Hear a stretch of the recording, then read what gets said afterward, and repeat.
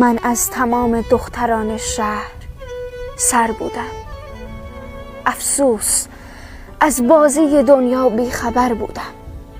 از عکس هایی که به دیوار اتاقت بود هرچند زیباتر نبودم ساده تر بودم. هر جا کم آوردی کنارت بیشتر ماندم. با اینکه زن بودم ولی مرد خطر بودم. هر جا به خاکی میزدی از آن همه همراه تنها یکی میماند. من آن یک نفر بودم.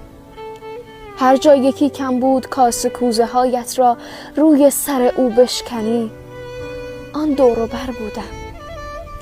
از دور میفهمم چه حالی، شاد یا غمگین. اما تو چه؟ دیروز فهمیدی پکر بودم. از خود به تو، از تو به غم، از غم به تنهایی. من در تمام عمر در حال سفر بودم. من عاشقی کردم تو عادت. فرق ما این بود، اهل سیاست بودی و اهل هنر بودم. ای کاش آن روزی که گفتی دوستت دارم یا لال بودی. نه، زبانم لال کر بودم. گفتی اگر تو جای من بودی چه می کردی؟ ترکت نمی کردم عزیزم من اگر بودم. برگشتی و تنهاییم را بیشتر کردی.